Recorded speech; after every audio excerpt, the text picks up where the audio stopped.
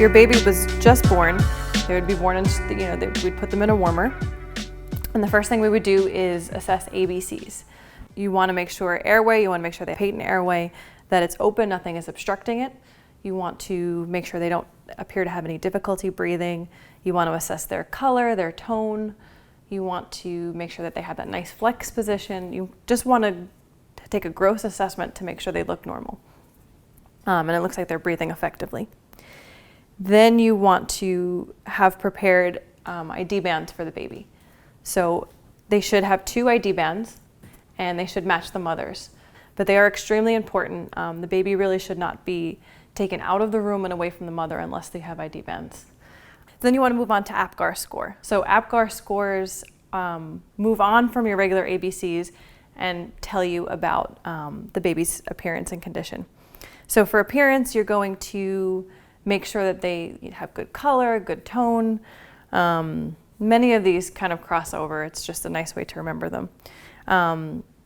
You're going to pulse. You're going to make sure, again, they have that good color. It's a good sign of circulation. You can check their pulse here. You can either listen, you can auscultate to their heart sounds, or you can actually feel the base of the umbilicus and you'll feel the pulsation. But looking at their color, looking at their tone will give you a good picture of their circulatory system. Grimace. So grimace is more, are they crying, are they reacting, or do they look really flaccid and aren't reacting to anything that you're doing, which is not good. You don't want that. Activity. So again, you want them to have that nice flexed position. You don't want them to be flaccid. You want them to look awake and alert. And then respiratory status, again, they're abdominal breathers. You want to make sure that their abdomen is moving up and down, and it looks like they're breathing effectively, no use of accessory muscles, no difficulty breathing. So APGAR scores are done at 1 minute and 5 minutes. It's a scale of 0 to 10. You want it to be above 7. So you're always going to do it at 1 minute to give the baby a chance to transition, take their first breath, and then you're always going to do it at 5 minutes. And if it's 7 or above, you're going to stop. If it's below 7, you're going to keep doing it at 5-minute increments until either it reaches 7 or your respiratory efforts are not effective and it's not working. And then put the baby skin to skin with mom right here and just have the baby start to feed with mom for an hour. Obviously that is for healthy babies with no complications. So then we'll pretend that they did the golden hour, and then we will move on to the medications. So babies get erythromycin and vitamin K, and sometimes they get hepatitis B too. So erythromycin is to protect from any kind of bacterial infection in the eye. And it's an ointment. And we give this for C-section or vaginal births because it is a requirement that we do it so we don't miss any bacterial infections that might reach the baby's eye. It is an ointment. It comes out really fast. So you would take it, it would be much smaller than this. So then I would open both eyelids, and it's sometimes very difficult because they will not like it. And then you want to get into the sub-conjunctival sac, which is this right underneath here is where you want to go, right underneath the lower eyelid. And you want to go from inner canthus to outer canthus. And you can just make a nice little goopy line. That's totally fine. You're not going to wipe any extra away. And then they will blink and it will distribute it to their eye. So that would be erythromycin, vitamin K, and you will learn how to do an IM injection again with this rotation. But vitamin K is to help assist with clotting. So it is also a requirement that we give our babies vitamin K, and it is given intramuscularly in the vastus lateralis. And you divide the thigh into 3 spots, 1, 2, and 3 different quadrants, and the middle quadrant is where you would give it. So it's the middle outer thigh. It's the most developed muscle in the newborn. So not your quadricep here, it's your vastus lateralis right here. And we will go over this semester how to give the injection. So you would just give it 90-degree angle and inject into the thigh here. Okay. And then at this point, we can also give the hepatitis B vaccine. And we would obviously give that in another thigh. So that way, if there was a reaction, you can tell if it was the vitamin K or the hepatitis B. So now you've given the medications to your baby. You want to do the measurements. So you would have your scale next to you, you would zero it out, make sure it's covered with either a blanket or a chucks pad or something. And I like to actually put a diaper too on the scale, zero it out. And then I take my baby, put the baby on the scale, and see how much the baby weighs. And you really want to count grams and you want to count pounds. So then we will move on to measurements. So we just weighed our baby and now we will do the length. So sometimes length is done on the scale. So there's a ruler on the actual scale that you can use, or you can make sure the baby is positioned correctly and you can measure from the top of the head here to the bottom of the feet. So the bottom of the heel when the foot is outstretched. Or what I like to do too is to just take the baby, draw where the top of the head is with a pen on a sheet or a chucks pad, and then draw where the heel is. And then you can come over here and you can measure those 2 points and it'll give you a more accurate measurement of length. So then we also want to measure the head circumference. So just for purposes here, I'm going to hold her up like this. She obviously would not have this cute little bow at this point. So to measure the head, you want to measure the widest part of the head. So we call it the FOC, or the frontal occipital circumference. So the frontal bone, occipital bone, the widest part of the head is where you want to measure. So where I place my tape measure is right here, right above the eyebrow. And then trace it all the way around the widest part of the head and then connect it here. And that will give you your head circumference right there. And then you would record your measurement. This is really important too, because this is another measurement of baby's growth and development. So you definitely want to make sure that you have an accurate measurement there. So now I'll do the chest circumference. So how you'd measure the chest is that you would find the nipple line and you would place the tape measure over the nipple line and trace the tape measure all the way back to give you the circumference of the chest, like that. Okay, and then if they also wanted the abdominal measurement, the abdominal circumference, then you would go right above the umbilicus. You would trace it all the way around above the umbilicus. So now your measurement is complete and you can do your head to toe assessment. So first you would start with the head. We're checking if there's any kind of molding, which would be from trying to fit through the vaginal canal. We're assessing for caput succedaneum, which is fluid underneath the scalp, and it's like a cap, so it sits over here and it crosses the suture line. It's the entire scalp, whereas cephalohematoma is blood collection on either side of this suture line in the middle. So it'll be here or it'll be here. And it is bleeding between the periosteum and the skull, but it's a finite space, it's a small space. Just assure the parents that it's fine. It's usually from a traumatic or a rougher delivery. And the difference between caput and cephalohematoma is that cephalohematoma does not cross the suture line. This is the suture line right in the middle here. So your caput will be right here, crossing both, and your cephalohematoma will just be on one side. We can also assess the fontanels. So I'll have my other friend over here help us out with that. And you can see the fontanels with this doll here. So I'm going to check the anterior fontanel, which is a diamond-shaped fontanel here. So it is a soft spot. It's a way for the skull to grow and the brain to grow. So it is an opening here. So this is the anterior fontanel, and then the posterior fontanel is back here, and this is more of a diamond shape. So this sometimes is a little bit harder to feel, but you should feel both. They should be soft and they should be flat. So here's the anterior, and then again, here's the posterior. So then I'll move back over here and we can take a look at the eyes. So the eyes, you want to make sure that the sclera is clear. You want to note any conjunctival hemorrhages. So sometimes that's from a rough delivery too. You'll see little, looks like little blood spots on the sclera, and that's totally benign. And then we're going to trace the side of the eye with the pinna. So it should be in line with the pinna here. So if you trace it over, it should be in line here. If not, it's a sign of some type of anomaly.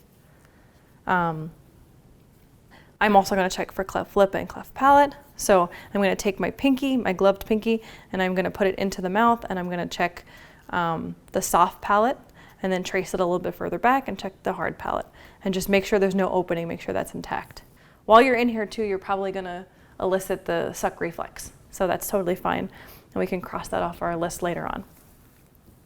So you've checked for cleft lip, cleft palate, and then we'll check the neck. So again, check back here in the back of the neck, and you want to make sure there's no webbing.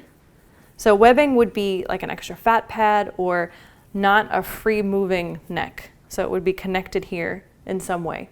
So that's a sign of either Down syndrome or Turner syndrome or some kind of congenital anomaly. You want to also check mobility. So, I mean, as long as they're moving around, you know that mobility is normal. So, also you want to check the scalp for any kind of lacerations, abrasions, which you might see if it was a forceps delivery or a vacuum extraction or any kind of traumatic delivery. If they had to put in internal monitoring, then you might see that laceration where they put it into the scalp. So you want to note all of that because, again, you are going to be the first person assessing the baby, so you really need to do a thorough head-to-toe assessment and make sure that you're documenting all of your findings. Okay, so then we will be assessing skin throughout the whole assessment, but this is our section to talk about skin. So we're going to assess it for Mongolian spots, and we'll check at the base of the sacrum here, and here is where we will see the Mongolian spots. So they are like big bruises, well here, or that could be on the buttocks, or it could be on the thighs. Typically is where you'll see them, and they're like big bruises, but they don't blanch. So when you press on them, they don't change color. We can also look at the spine while we're back here, and we want to make sure that the spine is intact here, that it looks straight, that there's no dimples or pitting or tufts of hair or anything here at the base of the spine, which could be a sign of a spinal cord abnormality. And you can look for meconium staining. So you really don't want to see meconium staining. Meconium is the first stool that the baby passes, and you want them to pass it once they're born and not during the birth process or before. So seeing meconium staining tells me that it was in the amniotic fluid. So it tells me that they had their first stool before they were born. So you really don't want to see meconium staining, but it would look like a dark greenish coating on them. So you do want to note that if you see that, and also make sure that they're breathing appropriately and they haven't aspirated any of the meconium. You want to look for any birthmarks and just note any birthmarks, record those down. Lanugo, which is like fine, downy, peach fuzz hair, they start developing it 17, 18 weeks gestation, and then it becomes the most pronounced throughout, or the most distributed throughout the body at around 28 to 30 weeks. So it's also a test of maturity to see if they have a lot of lanugo, a lot of peach fuzz hair. So then we can look at vernix. So vernix is like a cheese-like substance.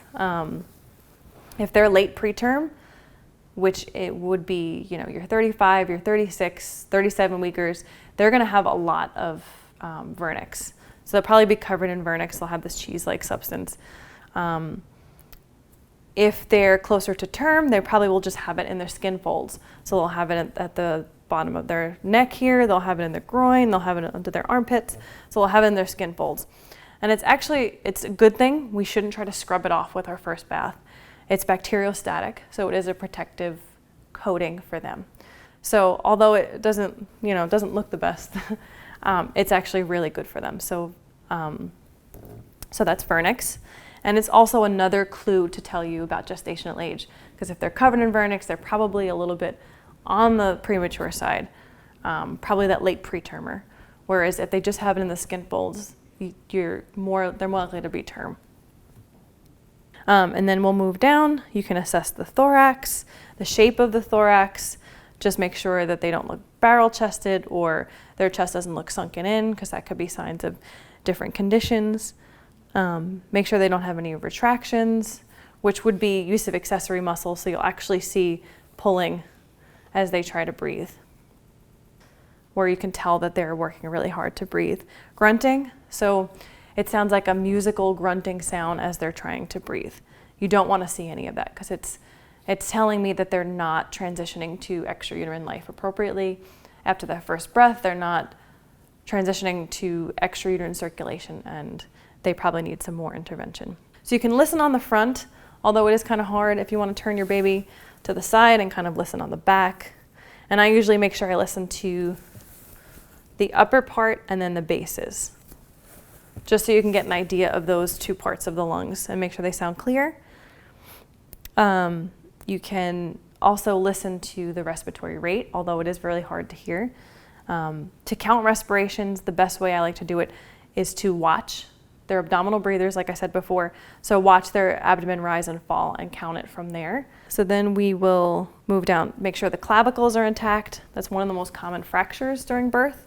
So we want to actually just palpate the clavicle, the collarbone here, and make sure that you can trace it all the way over. Then we want to listen to the heart rate. So you can listen to the heart rate just like you would an adult. You can do all the same points.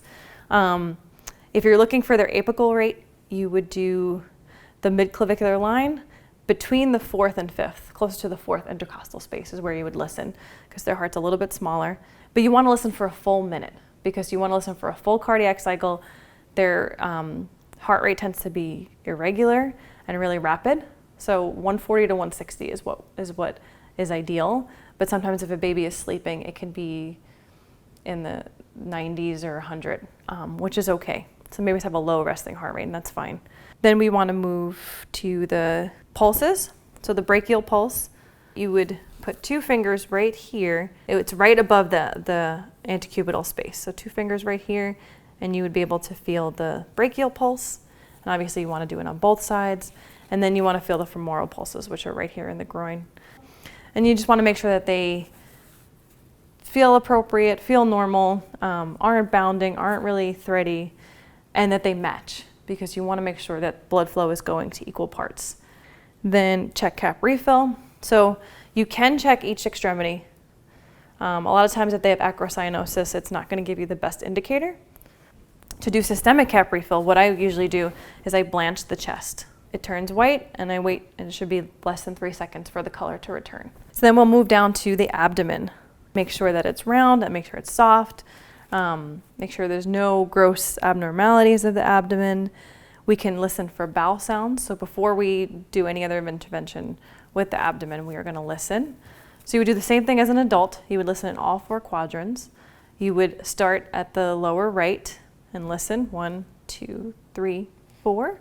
And again, just like an adult, you would hear that same gurgling sound. If you didn't hear it, you'd give it 5 minutes. You would turn the baby to see if you can make something happen, and you would listen again before you call it completely absent. But you do want to take care of this step because you would be the first one assessing this patient again. You would be the one to catch any kind of GI abnormality. So then you want to look at the umbilicus here, and there should be 3 vessels, 2 arteries and 1 vein. So you should see 3 openings in the umbilicus. Obviously you can't really appreciate it here because our mannequin doesn't have an umbilicus, but when you are present at delivery, when the baby is first born and they first cut the umbilicus, you'll be able to see those 3 vessels, and you should take note of that. If a baby only has 2 vessels, which can occur, then you're worried about what happened in utero. Did they get enough nutrients? Did they grow appropriately? So you want to take note of their umbilicus. You want to make sure it looks okay, the color looks okay. Take special note to the insertion site. So where the umbilicus connects with the abdomen here, because there could be a sign of any kind of GI abnormalities here, like umphalocele, which is where the intestines come up through the umbilicus, or any kind of issues here. So take note of that. Okay, so we've moved down from the abdomen. We will look at the genitalia. So if this was a girl first, we would look, obviously there's no reference here, but we would look and we would make sure that the labia majora covers everything. So that should be the only thing you see. You can peek and just make sure that there is a clitoris, that it looks appropriately scaled, because throughout development that the clitoris will get smaller and more in proportion with everything. And then you don't have to check the vaginal opening. You just have to make sure that all the structures are there, and that's it. And labia majora should cover everything. Gives you a clue about gestational age. So if this was a boy baby, we would first check his penis and make sure that the urethral opening is right in the center. We would check the scrotum. So the scrotum is the sac, and the testes are inside. They feel like little tiny marbles. So you would actually want to kind of roll your fingers over one side and feel the little marble, and then the other side and feel the little marble, just to make sure that they've descended, because that could be a sign of prematurity if the testes haven't come down into the sac yet. So you want to feel those. You want to make sure that the scrotum also has rugae, which are little wrinkles or little lines, because that's another clue that they're closer to term. While you're here, you want to make sure, you want to note if they voided, so you want to note any kind of urine, you want to note any kind of stool. The first stool is called meconium, like we mentioned before, and it's thick, and it's really thick, it's like tar, so don't be alarmed by that. And then you want to make sure that there is an anal opening. So we don't check patency or anything, we don't do a rectal temperature, we just make sure that there is an opening, and then we call it a day. So then we'll move on to the spinal cord. So you can either turn the baby to the side and look, or you can turn the baby over. And we want to make sure that the spine is intact here, that it looks straight, that there's no dimples or pitting or tufts of hair or anything here at the base of the spine. There should be no openings, there should be no clefts, nothing that could signal a spinal cord abnormality. Then we can move down to the extremities. So again, you want to make sure she has 10 fingers and 10 toes. You want to make sure there's no webbing or connection between the fingers, as you can actually see here, the webbing. You want to make sure there's no extra digits. You want to make sure there's no fused digits or syndactyly. An extra digit would be polydactyly. Check her palmar creases and just make sure that she does have creases. The creases give you a clue that she is closer to term too, because more premature, they're not going to have these creases yet. You also want to look too, and she should have 2 or 3 creases here and not one straight line. If she has one straight line, it's called the simian crease, and that could be a sign of Down syndrome, trisomy 21. You want to make sure the leg creases are equal. So when you had your baby turned over to the side, you can see the creases back here should be equal. Then you want to make sure the feet are positioned correctly. So sometimes they are turned in a little bit, but you want to make sure that you can turn them out, because if you can't, then that's a sign of more of a structural anomaly. So you want to take note of that, and you want to look on both sides, obviously. You can't just assume from one. You want to look at her feet, and you want to also look at the creases here for your sign of being term. And then we'll move on to the reflexes. So the first reflex is the Moro reflex. So the best way to do this is to just grab a hold of the hands here, pull her up slightly, and let her go, and she will startle. So it'll elicit the startle reflex. And just to be cruel, you should do it when they're nice and calm. And that's the best time to elicit the startle reflex, or the Moro reflex. Then rooting, so you'd want to just brush the cheek here, and she's going to turn to feed. So brush the cheek, and she's going to turn her head to feed. For the rooting, again, you're going to stroke the cheek, and they're going to turn towards the cheek and try to look for the breast to eat. Grasping, so you put your finger in here, and the baby should hold it. So the baby will grasp onto whatever you put into the palm of their hand, they'll grasp on. So we already checked sucking when we put our pinky in there to check for cleft palate. So you want to put your pinky in there, and they should start to suck. Make sure, you have a gloved finger and it's clean. Then you want to move on to stepping. So you pick the baby up. So you're going to hold the baby like this. So their head is supported in your hand like this. And then you're going to hold them like this, and they should start to step. So it's a really interesting reflex because it is not a precursor to walking. It goes away after a few months, and then they start crawling, and then they start walking. So I don't know why it's there, but it is a reflex that they should have at this point. So that's the stepping reflex. And then the Babinski. So for any infant, so anybody typically 1 year age or less, they should have a positive Babinski.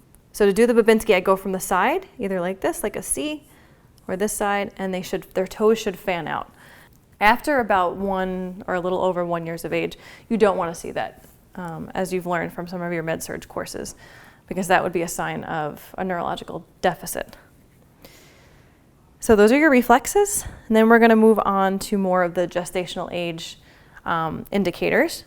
So the first thing is the skin. Again, we're going to look at the skin, but we're going to look at it from the lens of gestational age maturity. We're going to make sure the skin doesn't look translucent, doesn't look really thin, that they have good color. You want to look for any presence of lanugo, so that fine hair all over. If they're closer to term, they should have much less of the lanugo. Plantar surfaces, you're going to look at the bottom of their feet and make sure that they have nice creases. The closer to term they are, the more creases they have. If they're post-term, so if they're on the later side, 41, 42 weeks, they're going to have really cracked, dry feet and a lot of creases. So somewhere in the middle, you just want them to have a full feet of creases, but not too much. Then you want to look at their breast buds. And really, I don't really measure it. I just look at their breast buds. And this isn't a good example for you because they don't really have the presence of breast buds. But it's not the nipple or the areola. It's the actual, they should have a little bit of fat pad present. So they should have little breast buds. And if they do, they're closer to the term side. If they don't, if it's just the nipple or just an areola and nothing else, it's completely flat, then they're more preterm. Ear recoil, you take their ear and you press the cartilage back and it should bounce right back. So I'll show you with my ear. So if I put my ear like this, it's gonna bounce right back. Whereas if it was a preterm baby, if I put it like this, it would get stuck. So even if I move my head, it would still be there. I would have to physically put it back. So that's a good assessment of maturity. And then also their genitals, like we talked about. So for females, the labia majora should cover everything. For males, the testes should be descended. So again, you want to feel those little marbles, and you want to make sure there's rugae on the scrotum. For neuromuscular maturity, the last point, we want to look at posture. So again, we want to make sure they have that good, nice flex tone, and they're not flaccidly laying there. Their arms and legs aren't straight. They should be kind of tucked in like this. They should have that really good tone. Square window. So again, I'm going to have my friend here who might give us a better example. So for our term babies, this is the only point where a term baby will be more flexible than a preterm baby. So you want to bend their hand at the wrist, and the hand should touch the forearm. If they're preterm, it's not going to get that far. So this is the only time that your preterm baby will be less flexible than your term baby. Arm recoil. So arm recoil, you're going to first fold the arm at the elbow here, and then put it down, and then you should let go, and the arm should go right back. So again, you're going to flex it up here, put it down, and then it should recoil right back. So they should return to that nice flex position. Whereas your preterm baby, if you put it down, it's going to stay there. You're the one that has to move it. They're not going to return to that nice flex position. Popliteal angle. So this is often a little confusing between popliteal angle and heel to ear. So popliteal angle, you're looking at the knee. So you're looking at the angle, I'll turn her over a little bit here, the angle of the knee here. So you should barely be able to move the leg this far. They're not going to be able to completely go like this. And then for heel to ear, you're going to straighten the leg out, and they should not be this flexible. So again, they should barely just be able to get to here, and then when you try to straighten the leg, they should barely be able to move very far. And our last point here is scarf sign. So you're going to take the baby's arm and you're going to drape it across like a scarf. I don't know if you can see here. But you're going to drape it across here like a scarf, and the elbow should barely even get to the midline. Your preterm baby will be able to drape their arm all the way over across like a scarf. Okay, so at this point, I would make sure that place the baby back to mom or in a warmer or in a bassinet and swaddle them, get them comfortable. I would take off my gloves, I would wash my hands, and I would document everything. Again, you are the first person assessing this baby. I know I've said that many times, but you're the first person assessing the baby, and make sure that you do a thorough assessment and you document everything.